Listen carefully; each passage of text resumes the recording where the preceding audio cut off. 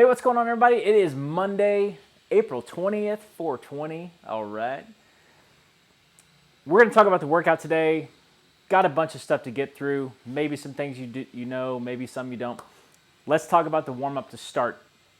We're going to kick it off with our dynamic range of motion, as we always do. If you don't know what that is, go ahead and check out the link that is next to DROM. Once we get done with that, we are going to hit 3 sets of 10 plank to hip taps. So we'll get down in plank position, come back, alternating sides, tapping your hips on each one. Goal here is to warm up the shoulders, warm up the chest. We've got a lot of pressing today. Once we get done with that, we're going to do 10 knee to chest pull plus a reach. So we take our leg, right leg, pull up, reach for the ground, touch, stand up, and then we're going to alternate, pull the other leg up as high as you can, reach for the ground, and alternate. So we're really working on the glute and the hamstring in that movement. Once we get done with that, we'll hit 10 push-ups. Let's get yourself set up. You can do hand release, you can do assisted, you can do elevated on a box if you have a hard time with push-ups. Just find what works best for you. And then 10 overhead squats. If you have a broomstick or a PVC, go ahead and use that.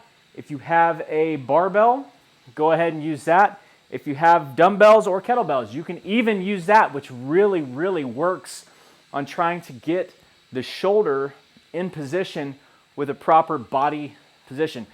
I'll demo it for some comedic relief. I'm not very warm, so bear with me. And then back up. Woo! Really gets everything working. So you can try that on for size and see what you think. Once we get done with our warm-up, we're going to hit a complex of presses. So we have 10 strict press, 8 push press, and then 6 push jerks.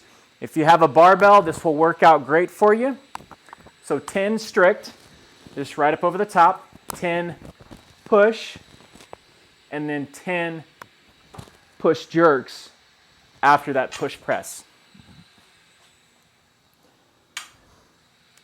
If you don't have a barbell, but you have some dumbbells or kettlebells, we're going to do the same thing. Strict, push press, push jerk, but we're going to do it on each side to get a good balance. Try to get a heavier weight if you have that available. Same thing with a kettlebell. Strict, push, push jerk on each side. We're going to work up in weight on 3 sets. I'll tell you this. If you feel like you have some dumbbells or kettlebells that may be on the lighter end and that number isn't going to work for you in terms of, it's just kind of moving you through the motions, go ahead and try this one on for size and do max strict, max push, and then max push press, and then max push jerk on each side if you have some really light kettlebells. That way you can kind of maximize the amount of weight that you have versus just utilizing a heavier weight. Guys, if you don't have any weights today, we're going to do 3 sets of max rep push-up with 3-minute rest after each set. It'll require, those of y'all doing max rep push-ups, since you don't have any weights, it will require you a little bit of time to recover, so make sure you take advantage of those full 3 minutes. Once we finish that up, we got a fun one for you today. We're going to do a 15-minute AMRAP. This is not necessarily focused on maximal conditioning, okay? It's going to elevate our heart rate, but it's got a little bit of skill with a little less intensity. So we'll get a good sweat in because it's 15 minutes long, but we're going to ratchet the intensity down just a hair. So we're going to start out on this 15-minute AMRAP. If you have a dumbbell or a kettlebell, you're going to do 10 hollow holds with a press on one side. So we're hollow holding, and then you're pressing. So it really requires you, sorry about that, really requires you to work on your positioning. We'll grab 10 reps on each side. Once you get done with that, we're going to do 15 weighted squat jumps. If you have a dumbbell, you'll hold it here, squat down where it hits, and then jump. You can even hold it right here and just jump each side however you want.